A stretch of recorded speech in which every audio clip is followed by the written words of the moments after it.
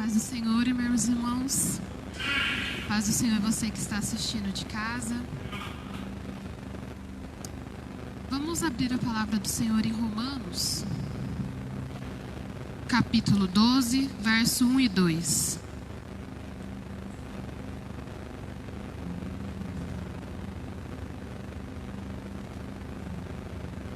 Romanos 12, 1 e 2. Portanto, irmãos, rogo-lhes pelas misericórdias de Deus que se ofereçam em sacrifício vivo, santo e agradável a Deus. Este é o culto racional de vocês. Não se amoldem ao padrão deste mundo, mas transformem-se pela renovação da sua mente, para que sejam capazes de experimentar e comprovar a boa, agradável e perfeita vontade de Deus. Vamos orar. Senhor, eu estou aqui, Senhor, como seu instrumento, como mensageira da sua palavra, Pai. Que aquilo que for proveniente, Senhor, da minha vontade, sequer me chegue à boca, Senhor. Mas que a tua palavra, a tua vontade, flua e cumpra o bom propósito para o qual o Senhor a determinou. Em nome de Jesus. Nós vivemos um tempo, irmãos, que o mundo enlouqueceu. Isso nem é para ser assustador, porque a palavra do Senhor ela já nos alerta sobre isso. Põe para mim, por favor, em 2 Timóteo, capítulo 3, do 1 ao 5. 2 Timóteo 3, do 1 ao 5. Saiba disto, nos últimos dias sobrevirão tempos terríveis. Os homens serão egoístas, avarentos, presunçosos, arrogantes, blasfemos, desobedientes aos pais, ingratos, ímpios, sem amor pela família, irreconciliáveis, caluniadores, sem domínio próprio, cruéis, inimigos do bem. Traidores, precipitados, soberbos, mais amantes dos prazeres do que amigos de Deus, tendo aparência de piedade, mas negando seu poder. Afastem-se desses também. Qualquer semelhança é pura coincidência, irmãos. Nada disso aqui foi premeditado, né? Sem amor pela família, desobedientes, ingratos. O mundo vive exatamente isso. Mas isso nem é assustador, porque o Senhor já avisou que isso aconteceria. Mas sabe o que é assustador, irmãos? Perceber que as igrejas têm adotado tudo isso no meio do seu povo como algo natural. Mas falar da igreja no contexto geral é muito fácil. Falar, a igreja aceita, a igreja se curva, a igreja, os pastores. Porém, irmãos, nós precisamos assumir a nossa parte nisso, porque a igreja é um corpo, são membros. Isso significa, irmãos, que a igreja ela é reflexo do que cada membro vive no seu secreto. Se nós queremos uma igreja cheia de poder, cheia de cura, nós precisamos de membros que busquem e vivam isso no seu secreto. Mas se os membros sequer conhecem o Senhor, como a igreja viverá isso? Às custas de um pastor que busca isso? O primeiro versículo que nós lemos, ele diz: não se amoldem. E esse é o tema da palavra de hoje. As igrejas, elas têm permitido que o seu povo viva dessa forma. Mas por que isso tem acontecido? Nós precisamos perceber, irmãos, que as ideologias, o mundo, ele tem entrado sorrateiramente na vida do povo de Deus. E nós vemos uma grande diferença da igreja hoje, do povo que se diz servo do Senhor hoje e do povo que iniciou essa caminhada. No passado, irmãos, as pessoas pregavam o evangelho sabendo que corriam risco de morrer, de ser presos, de ser açoitados. Eles eram perseguidos, mas eles faziam isso sabendo do risco. E quem ouvia a mensagem sabia que eles estavam sendo perseguidos e dizia: eu quero esse Jesus. Eu quero viver isso. Você sabe que você pode morrer. Eu quero. Mas hoje, irmãos, é tudo muito mais fácil. Hoje o povo não é perseguido. Hoje quem aceita Jesus, não aceita Jesus apesar de tudo. Aceita Jesus se a igreja for empática, se a igreja permitir, se a igreja não for complicada, se não for tão rígida. Hoje se diz: Jesus, se eu te aceito. E o problema disso, irmãos, é que nós estamos lidando com Jesus como se ele devesse nos aceitar. Olha, Jesus, eu sou assim. Eu nasci assim. O Senhor me aceita assim? Se for, tudo bem. Quando a verdade é Ele que está dizendo: mude ou você não tem parte comigo. Nós vemos hoje uma noiva que está disposta a se apresentar ao seu noivo com vestes sujas, manchadas, e espera que ele olhe e diga: venha, querida, eu te aceito. E nós estamos esquecendo da seriedade que é o Evangelho. Homens, mulheres morreram pela cruz de Cristo, enquanto nós estamos esperando que Ele nos aceite a qualquer custo. Enquanto nós estamos pregando um Evangelho que está matando as pessoas e culpando a igreja, porque a igreja não tem nome. A igreja, quem é a igreja? Quando nos convém, eu sou a igreja. Eu sou o templo.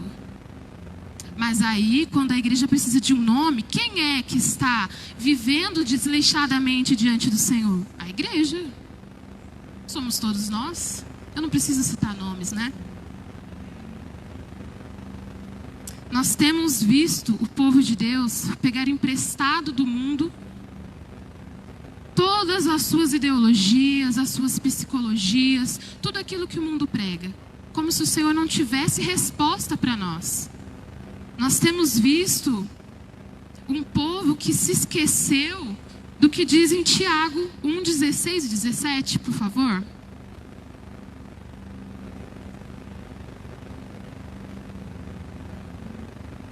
Meus amados irmãos, não se deixe enganar. Toda boa dádiva, todo dom perfeito vem do alto, descendo do Pai das luzes, que não muda como sombras inconstantes. Por sua decisão, Ele nos gerou pela palavra da verdade, a fim de sermos como os primeiros frutos de tudo que Ele criou. Toda boa dádiva, todo dom perfeito, tudo que é bom vem do Senhor. Mas o povo de Deus tem flertado com tudo que vem de lá. Nós temos visto as mulheres se rendendo às ideologias, às vestimentas, às práticas. Tudo porque, irmãos, o povo de Deus aprendeu a perguntar se é pecado. Pode perguntar para o pastor. A primeira pergunta que o povo faz: pastor, é pecado? Se não for pecado, tá tudo bem. Se não for pecado, o Senhor aceita. Porque o Senhor quer que eu seja feliz. Mas, irmãos, a questão é que nós estamos lidando com Deus com mediocridade.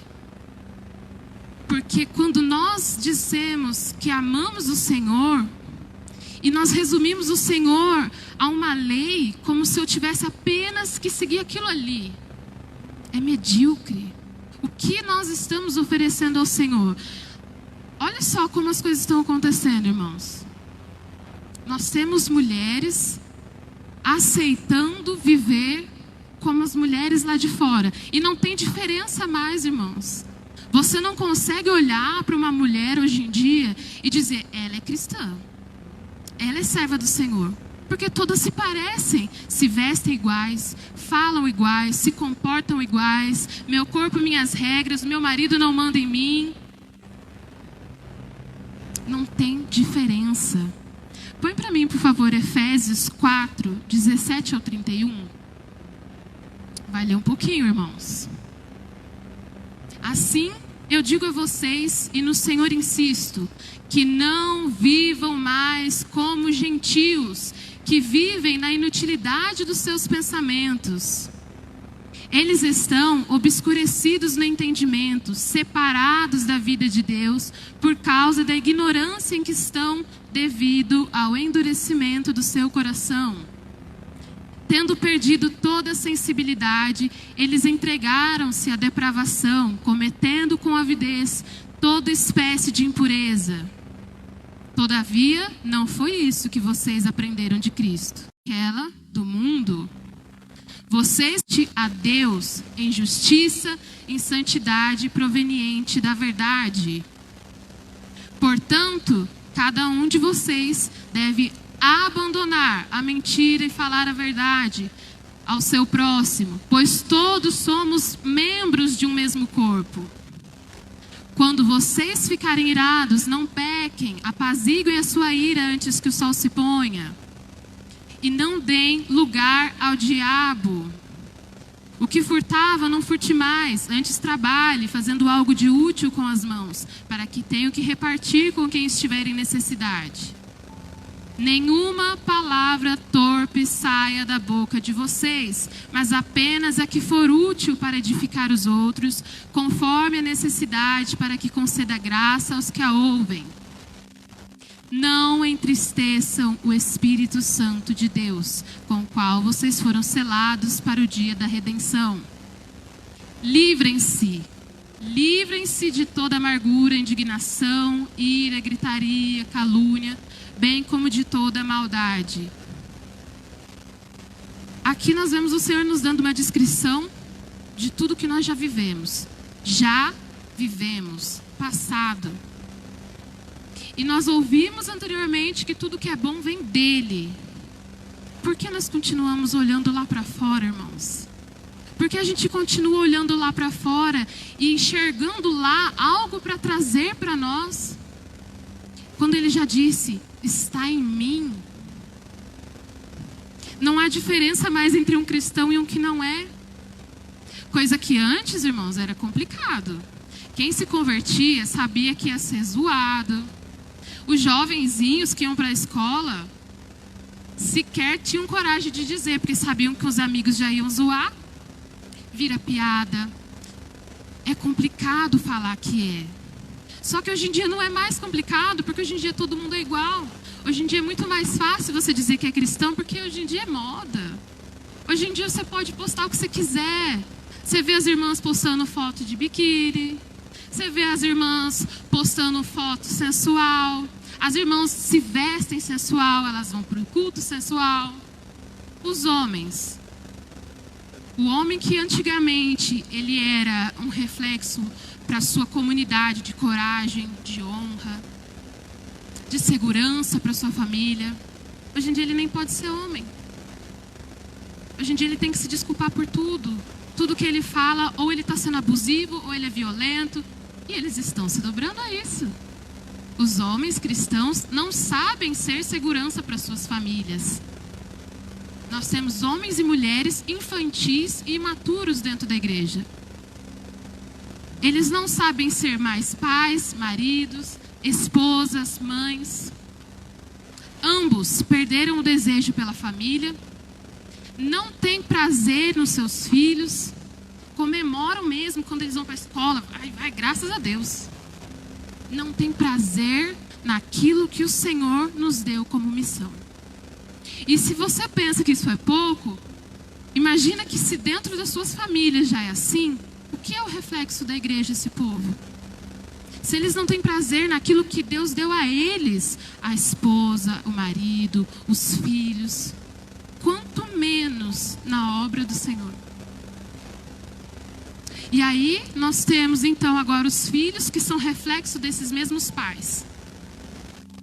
E os pais, obviamente, têm trazido para dentro das suas casas a forma como o mundo educa os seus filhos. A palavra não tem como nos direcionar para isso, né, irmãos? Só o mundo pode nos dizer como criar os nossos filhos para o Senhor. Por que nós temos trazido de fora o ensino daqueles que não querem agradar a Deus. O mundo não quer que o seu filho sirva ao Senhor e você vai pedir ajuda para ele. O mundo não quer que você seja uma mulher santa e você vai se comportar como elas. Onde a igreja do Senhor vai parar dessa forma? O que nós estamos achando que vamos conseguir lá de fora, que o Senhor não tem para nos dar? Porque se você ler a sua Bíblia, você vai perceber que ela tem direção para o seu trabalho, ela tem direção para o seu casamento, ela tem direção para as suas finanças, para os seus filhos, para as suas dores. Mas parece, irmãos, que nós estamos vivendo exatamente isso aqui, na inutilidade dos pensamentos. O povo de Deus é um povo que está cheio de tudo, mas vazio. Cheio de Instagram, cheio de Facebook, cheio de TikTok, cheio de televisão, de séries e de tudo, mas não de Bíblia. O povo de Deus cria filhos que não sabe um versículo de cor, mas sabe todas as dancinhas do TikTok. O povo de Deus parece mais com o mundo do que com o Senhor. E era para ser um povo revestido de Cristo. O que é isso, revestido de Cristo? Tirou uma veste e vestiu outra. Era para se parecer com seu Senhor. Mas será que Ele é mesmo nosso Senhor? Será que nós temos nos preocupado em perguntar o que é a vontade do Senhor? O nosso chamado é muito sério, irmãos. O nosso chamado é sacrificial. Nós lemos ali: ofereçam-se como sacrifício vivo, santo e agradável. Sacrifício é morte. Não se faz sacrifício com vida. Não se faz sacrifício com animal vivo. É morte. Precisa passar pelo fogo. Precisa derramar o sangue. Como é que a gente é sacrifício vivo, irmãos? Morrendo para si. Não tem mais eu quero, eu gosto, eu prefiro. Jesus, o que você quer de mim? Você foi chamado para ser sacrifício vivo, ou seja, morte em vida. Você está vivendo, mas não para você. Você morreu para que Ele viva através de você. Agora você é escravo das vontades dEle. O que antes era as suas vontades, agora é dEle. Santo. Separação, irmãos. Não tem como separar só a minha mão para Ele. Não tem como separar uma parte só para Jesus. É tudo. Ele entregou o corpo inteiro. Como é que nós estamos querendo oferecer a Ele uma parte de nós? Um dia. Algumas horas. Porque muitos de nós temos vivido assim. Algumas horas da semana eu sou dele, que é o culto. E nós temos vivido como se isso fosse o evangelho. O culto que eu frequento ali, alguns, 3 vezes na semana, aquilo resume a minha vida cristã.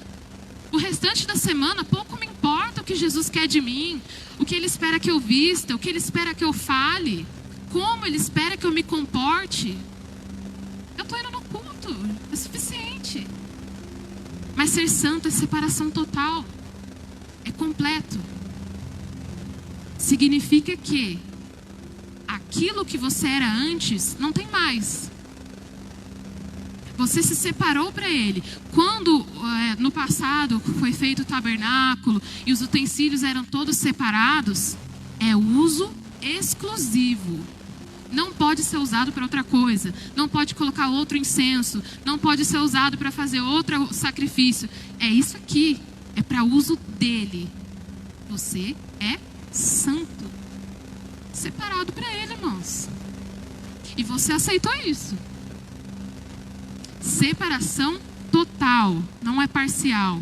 E ser agradável a Ele. Mas nós estamos querendo que Ele nos agrade. Agradável a Ele. Senhor, está te agradando? A forma como eu falo te agrada? A forma como eu me visto te agrada? Não é Ele que tem que nos agradar. Não é Ele que tem que nos satisfazer. Somos nós que temos que ter a preocupação de responder ao chamado dEle. A pergunta é: Isso agrada ao meu Senhor? Renovar o nosso modo de pensar, irmãos. Porque nós entendemos o chamado, viemos para a igreja, nos convertemos e não renovamos a mente. Continua tudo igual. Nada mudou. Os mesmos pensamentos, as mesmas gírias, o mesmo modo de falar, as mesmas vestes. Nada mudou. A pessoa não sente que mudou, porque não mudou. Não há um ponto de diferença antes da minha conversão e depois da minha conversão. Tudo continua igual. Não deveríamos pensar mais como o mundo pensa, falar como eles, nos comportar como eles. É para haver perda. É para haver dor. Se alguém disse para você que aceitando Jesus você seria mais feliz, mentiu. Porque o chamado foi para sacrifício. É morte, é para você sofrer. É para ter dor, é para ter perda. É para você ser apontado. Põe, por favor, Lucas 12, 49 ao 53.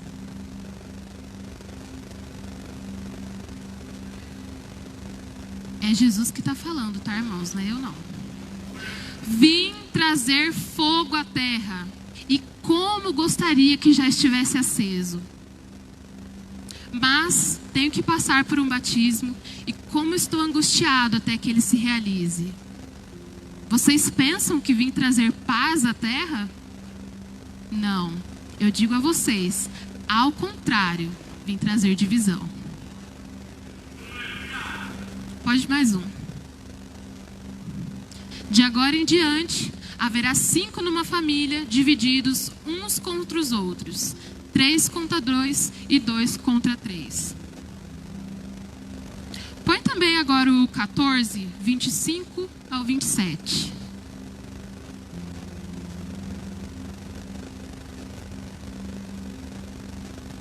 Uma grande multidão ia acompanhando Jesus. Este, voltando-se para ela, disse: se alguém vem a mim e ama seu pai, sua mãe, sua mulher, seus filhos, seus irmãos e irmãs, e até sua própria vida, mais do que a mim, não pode ser meu discípulo. E aquele que não carrega a sua cruz e não me segue, não pode ser meu discípulo. Lembra que eu falei da perda? Vai ser necessário, muitas vezes, abandonar a família, se afastar de amigos, mudar lugares que você frequentava, talvez até trocar de trabalho. Se ofende o seu Senhor, você precisa abandonar. E quando eu falo que o chamado é sério, é por isso, irmãos, porque nem todos estão dispostos a isso. Não é fácil estar no meio da sua família, dos seus amigos, pessoas que você ama, e ver que eles não querem o seu Senhor. Tudo bem eles não quererem, mas ofende o seu Senhor quando você está com eles.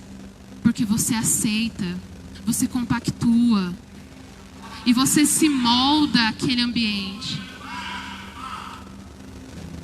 Nós precisamos ser radicais.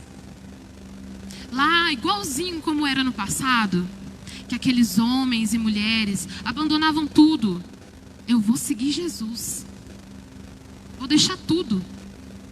Daqui para frente é eu e Ele. Importa-me fazer a vontade dEle. Mas nós não estamos querendo essas renúncias.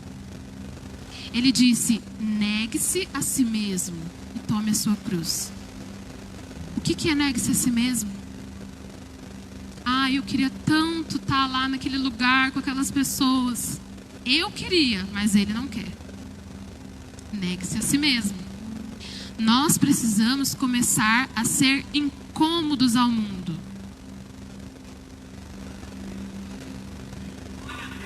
O mundo precisa olhar para nós e falar: que povo chato. Mas não porque você, fala o que não tem que falar. Porque você é consciente da palavra. Porque você não aceita aquilo que confronta o seu Deus. Porque você conhece o seu Deus e você sabe aquilo que Ele aceita e o que Ele não aceita. Mas hoje, irmãos, como é que o cristão se comporta? pisando em ovos no meio do povo de fora, com medo de ofender, com medo de magoar, com medo. Mas não teme o seu Senhor, né? Nós precisamos começar a entender que quando o Senhor diz, negue-se a si mesmo, viva como um sacrifício vivo, é para isso. É para você ser incômodo lá fora. É para você ser diferente. É para as pessoas olharem para você e saber que você é diferente. É para as pessoas falar, não chama aquele fulano ali porque, nossa, não dá para falar nada perto dele. É para as pessoas falar, ai, nossa, nem chama fulano porque, ai, vai arrumar problema. Tudo é pecado, tudo não pode. Porque se as pessoas ainda estão olhando para você e falando, nossa, eu gosto de você, você é um crente diferente, né? Nossa, você é muito mais legal, até gosto de Jesus assim com você. Tem alguma coisa de errado aí. Ele disse, o mundo te odiará por causa de mim. O mundo está te amando? O mundo está gostando de estar perto de você?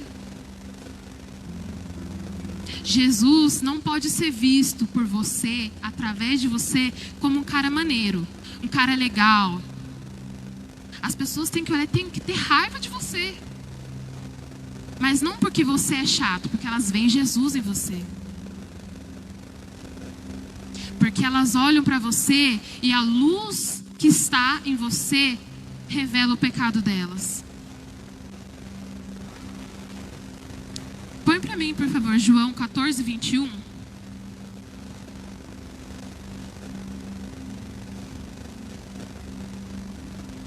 Quem tem os meus mandamentos e lhes obedece, esse é o que me ama.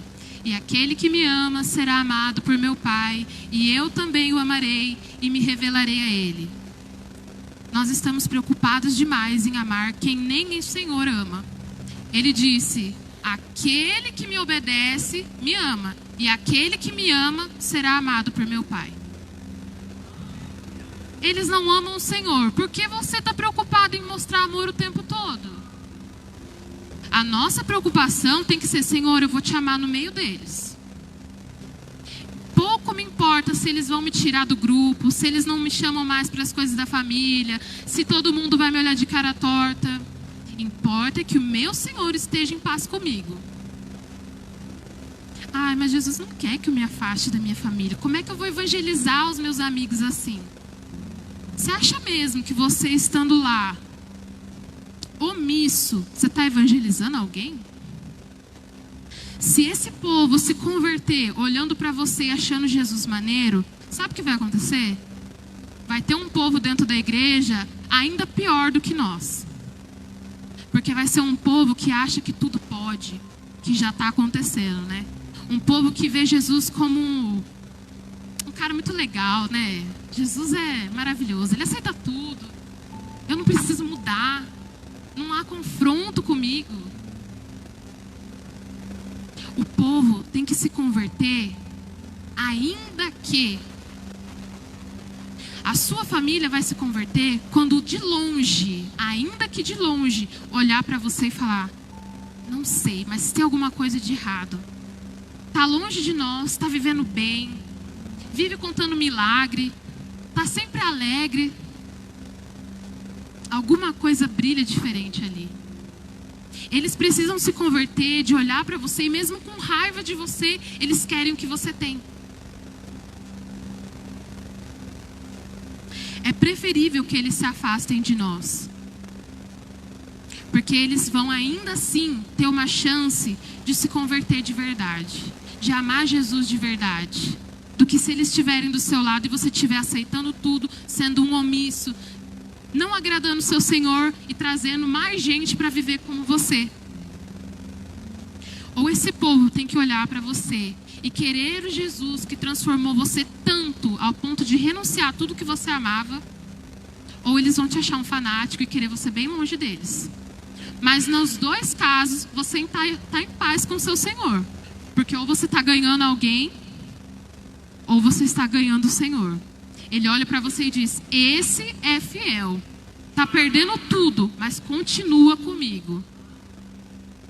Jesus nunca prometeu. Não tem um lugar na Bíblia onde ele tenha dito que seria fácil. Ele te chamou para uma vida difícil mesmo. Ele te chamou para a morte, ele te chamou para a renúncia.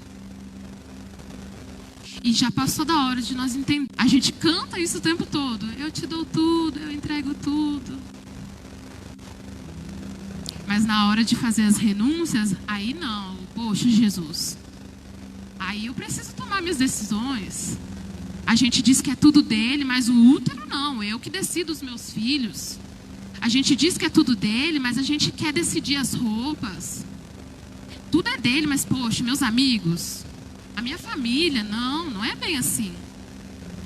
Só que Jesus, em toda a palavra, ele já deixou bem claro como funcionam as coisas com ele. Ou é quente ou é frio. Ou entra pela porta estreita ou pela larga. Ou é nova criatura ou não é. Sempre as coisas com ele é assim. Ou anda na carne ou anda no espírito. Não tem meio termo. Não tem um assunto com o Senhor que seja neutro. Não tem um assunto que ele não trate. Não tem uma parte da nossa vida que não seja dele. Ou pelo menos não deveria. Nós aprendemos a fazer divisões na nossa vida. Essa é a parte espiritual. Qual que é? É os 3 cultos da semana, né? Qual que é a outra parte? A minha vida natural, meu trabalho, a minha casa, as minhas coisas. O espiritual é aquilo que Deus, né, se mete ali, a parte dos cultos. Só que ele não chamou para isso. Quando ele disse sacrifício vivo, é por isso. Agora é tudo dele. A família é dele. Os filhos são dele. O trabalho é dele. Ele tem que tomar decisão em tudo.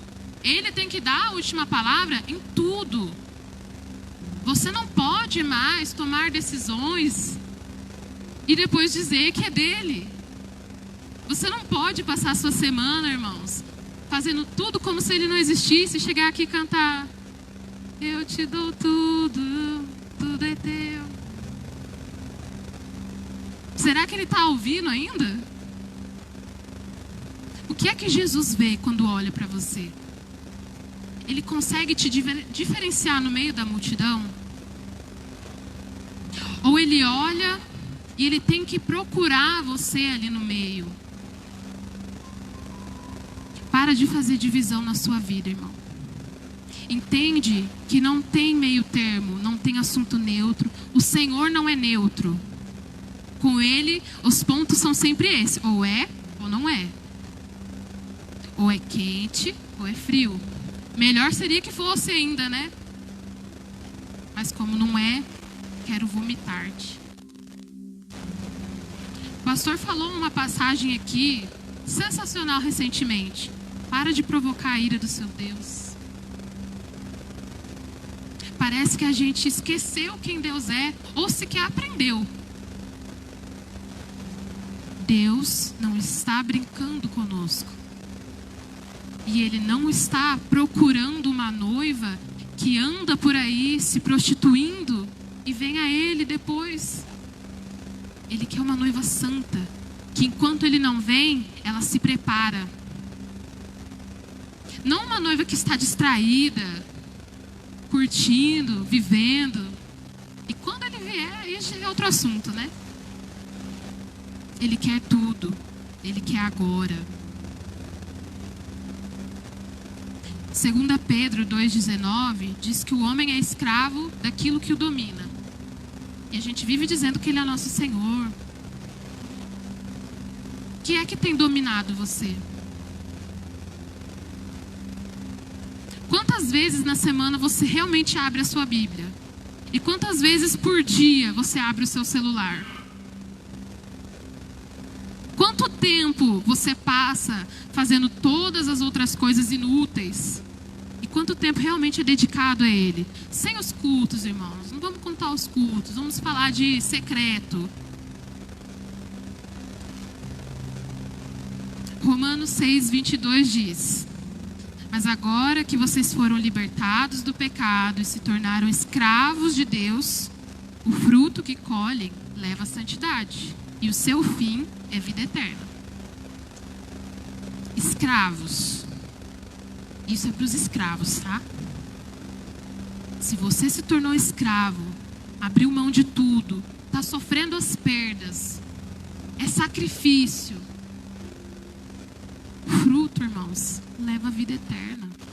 Ele chamou sim para uma vida de morte, de dor, de perda, de renúncia, mas com uma promessa de vida eterna. E eu garanto para você que ainda que essa vida aqui seja cheia de todas essas coisas que não são nada agradáveis e não parece ser atrativo para ninguém, ela ainda assim é vida abundante. Porque o dono da vida, a própria vida, eu sou o caminho, a verdade e a vida. A própria vida está nela.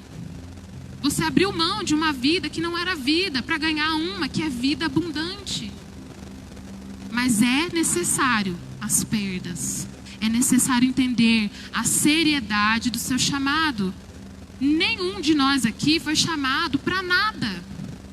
Para ficar aqui, ouvir, ir embora e seguir como estava antes. Se você entende a seriedade, se você entende a renúncia,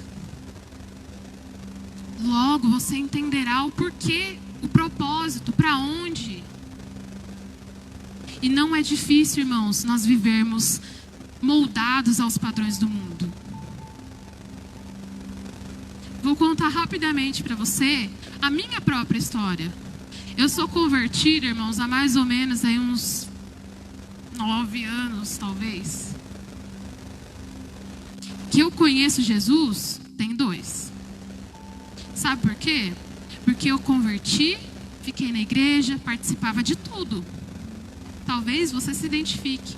Participava de tudo. Tudo quanto é grupo eu estava lá.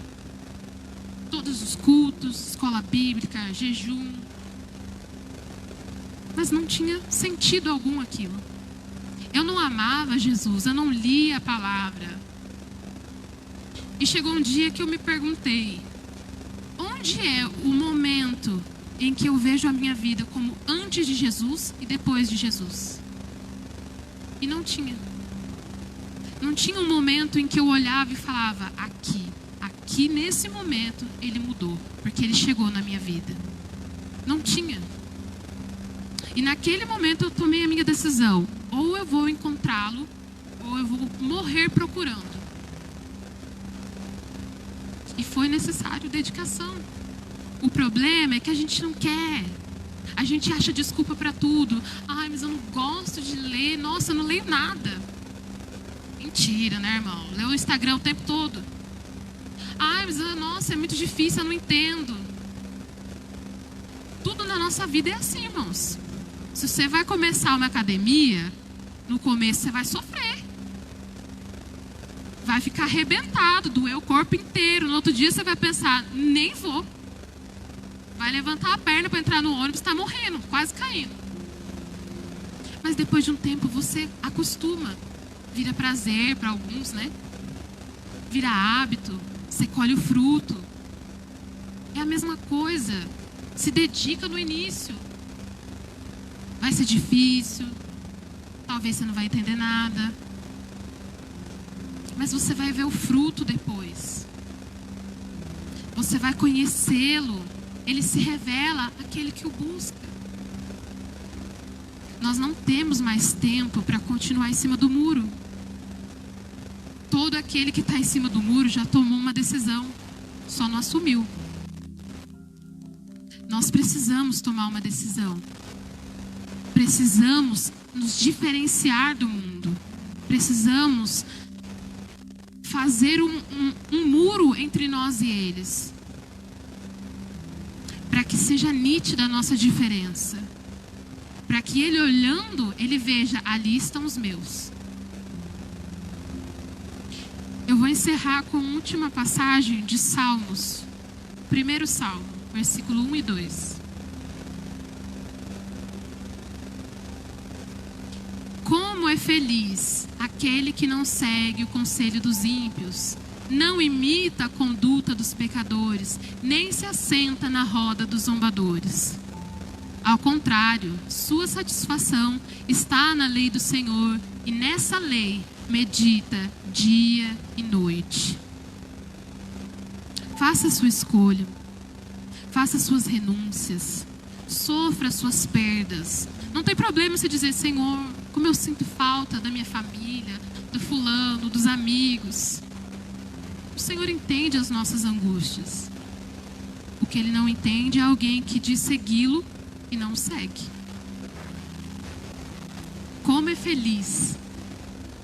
Espere por esse tempo de felicidade. No início você não vai entender. No início você vai ter dificuldade. No início a renúncia vai ser doída. Mas vai chegar o tempo que você vai se tornar feliz por isso. Que você vai colher o fruto. Porque o Senhor retribui a todo aquele que o busca. Eu agradeço essa oportunidade. Em nome de Jesus.